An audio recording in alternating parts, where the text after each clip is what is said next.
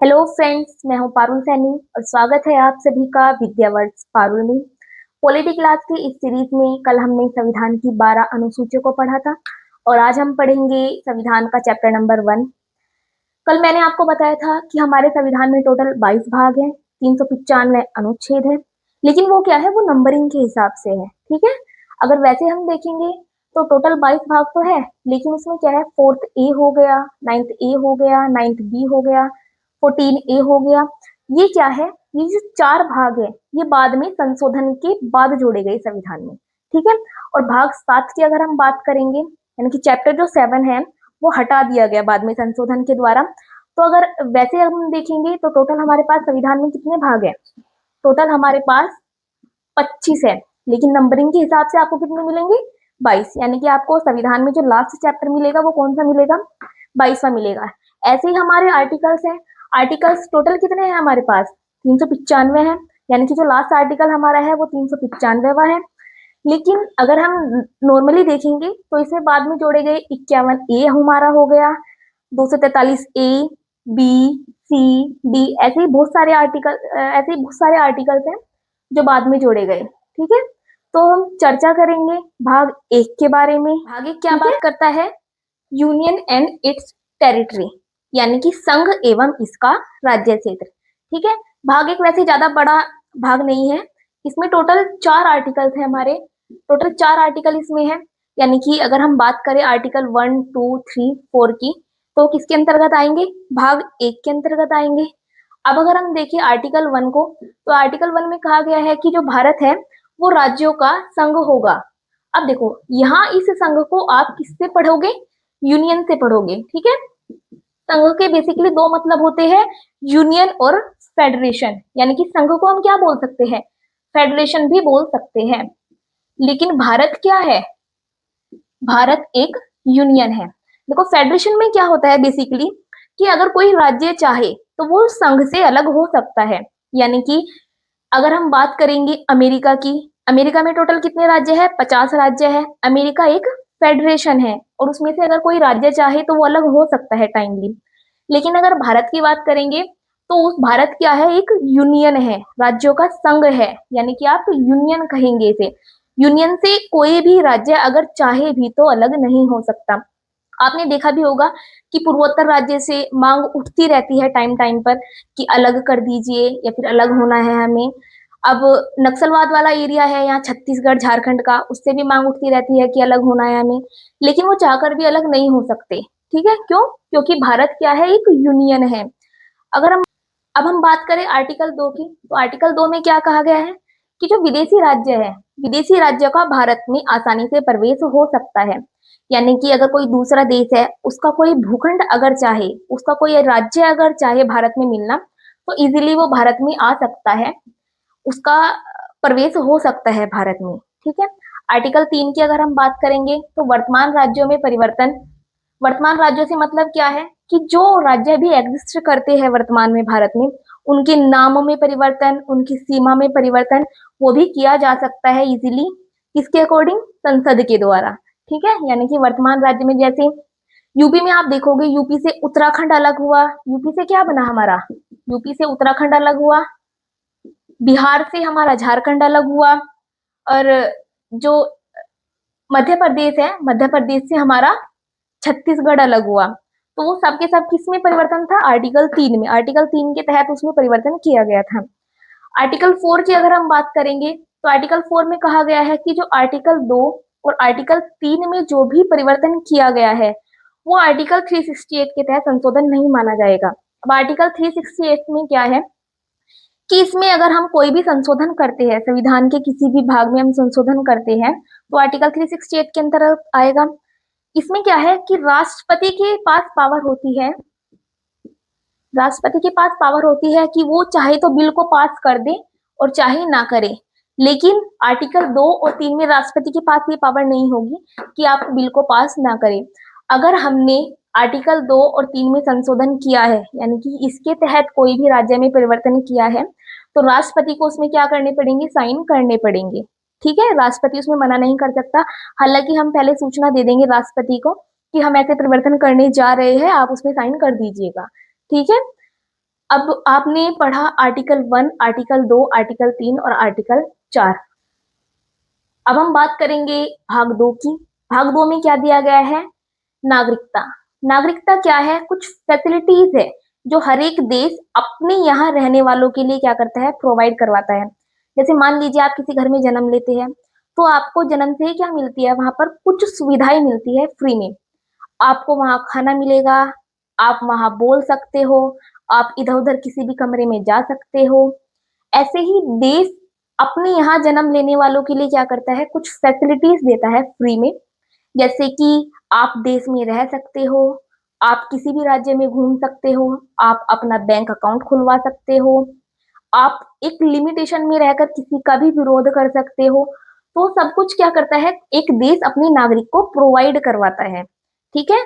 यानी कि अगर मैं बात करूं कि अगर किसी की नागरिकता छीन ली जाए, तो इसका मतलब ये नहीं होगा कि उसे देश से बाहर निकाल देंगे। इसका मतलब होगा कि जो उसे फ्री में सुविधाएं जो मिल रही थी वो खत्म हो जाएंगी। जैसे कि बैंक अकाउंट अगर किसी का है तो उसे फ्रीज कर दिया जाएगा, उसका आधार कार्ड छीन लिया जाएगा, पैन कार्ड बंद कर दिया जाएगा, वो इधर उधर कहीं पर भी घूम नहीं सकता। तो बेसिकली जो नागरिकता है वो क्या है? फ्री में मिलने वाली सुविधाएं है नागरिकों को। अब नागरिकता किसी को भी तो ऐसे नहीं दे सकते, उसके लिए कुछ शर्तें हैं। उन शर्तों के बारे में बात की गई है आर्टिकल 5 से लेकर 11 तक। ठीक है? आर्टिकल 5 में बात करेंगे, इसमें है प्रारंभ में नागरिकता। यानी कि कोई भी नागरिक जो देश का मूल निवासी है, जो देश का मूल निवासी है, मूल निवासी से मतलब है कि या तो उसका जन्म भारत में हुआ हो, या फिर उसके माता पिता का जन्म किसी एक का भारत में हुआ हो, या फिर वो संविधान लागू होने के यानी कि 26 जनवरी 1950 से 5 वर्ष पहले से भारत में रह रहा हो। ठीक है? 5 वर्ष पहले से भारत में रह रहा हो तो उसे क्या माना जाएगा? मूल निवासी माना जाएगा। तो आर्टिकल 5 में कहा गया है कि कोई भी मूल निवासी है भारत का, उसे भारत का नागरिक माना जाएगा। आर्टिकल 6 में बात किया गया है कि पाकिस्तान से भारत आने वाले जो भी व्यक्ति होंगे उन्हें भारत की नागरिकता दी जाएगी।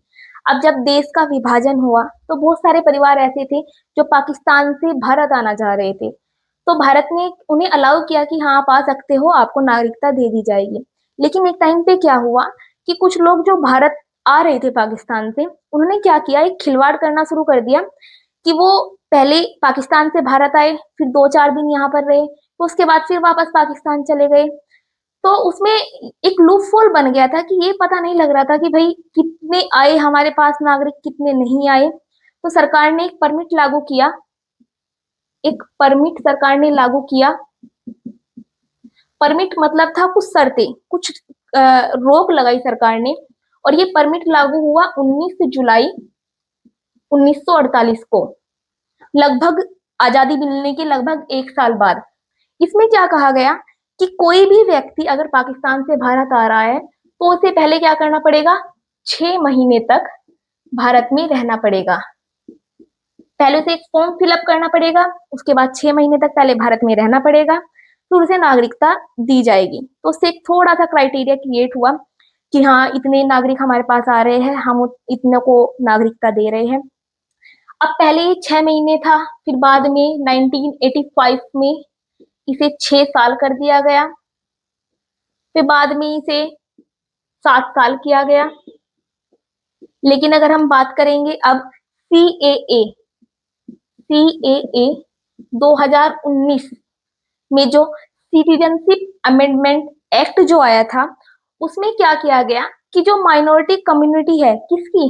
पाकिस्तान की, अफगानिस्तान की और प्लस बांग्लादेश की। माइनॉरिटी से मतलब है मेरा हिंदू, सिख, ईसाई, पारसी, बौद्ध, जैन। ये अगर चाहे तो भारत में आ सकते हैं। उन्हें सिर्फ कितने साल रहना पड़ेगा? 5 साल। समझ आया आपको कि पहले 19 जुलाई 1948 में जो परमिट था वो 6 महीने के लिए था, बाद में 1985 में से 6 साल किया गया।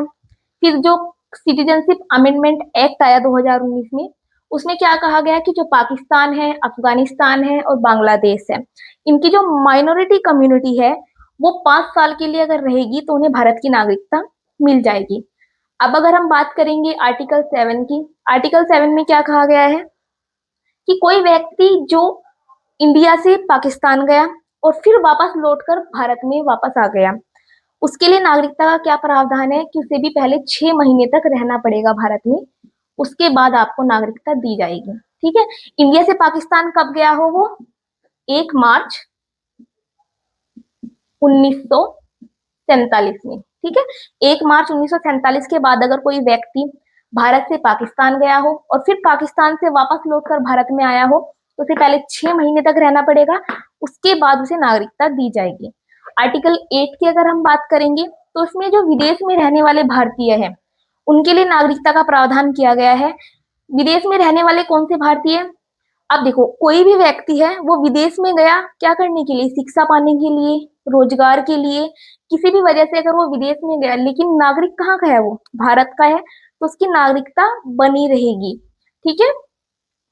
लेकिन अगर आप 1 साल में 6 महीने से ज्यादा किसी देश में रह लेंगे, यानी कि किसी देश में 6 महीने से ज्यादा आपने रह लिया, तो आप क्या बन जाओगे? NRI बन जाओगे। ठीक है। आपको क्या कहा जाएगा? NRI, यानी कि आप भारत के नागरिक तो है लेकिन क्या है?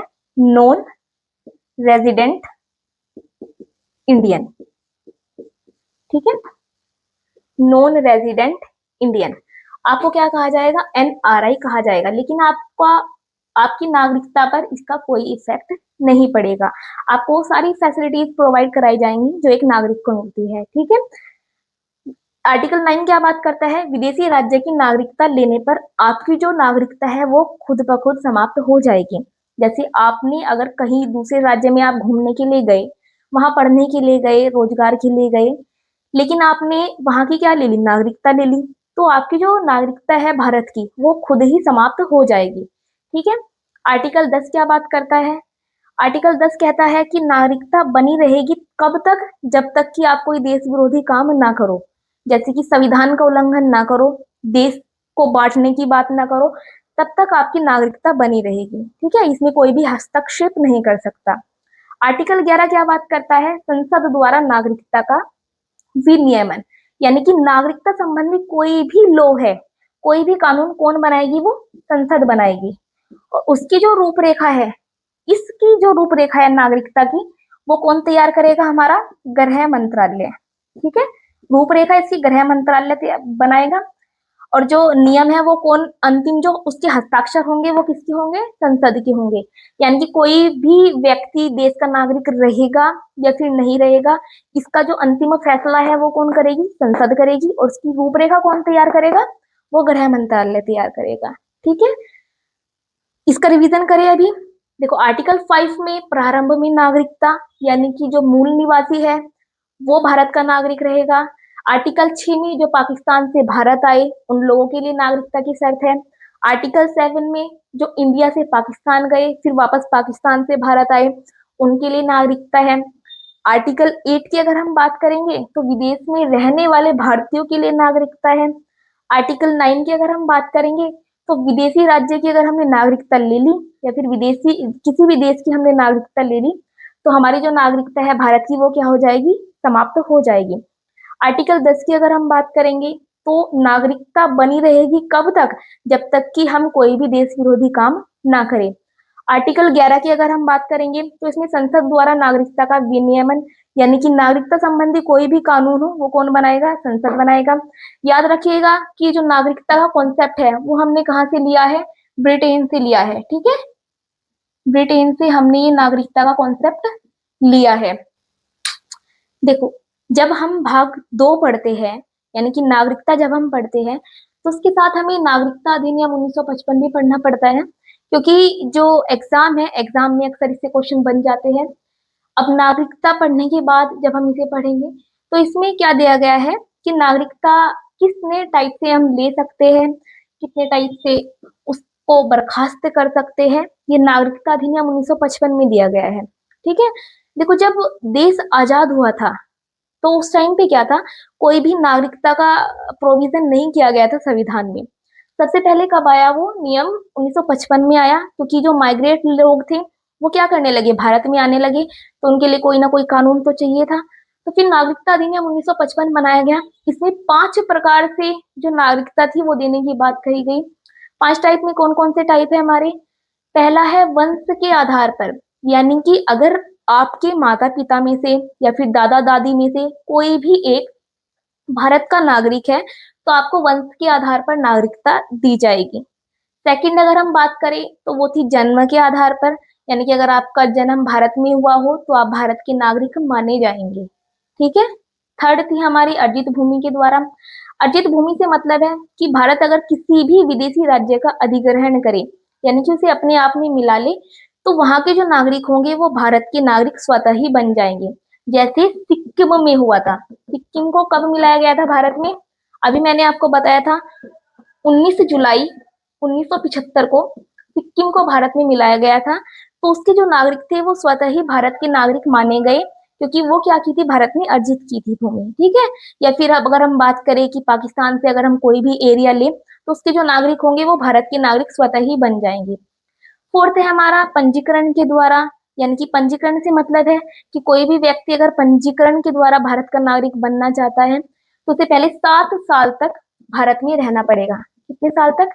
7 साल तक उसे भारत में रहना पड़ेगा। अब ये कितना कर दिया गया है क्राइटेरिया, बाद में आपने देखा होगा CAA आया, उनके लिए 5 साल है।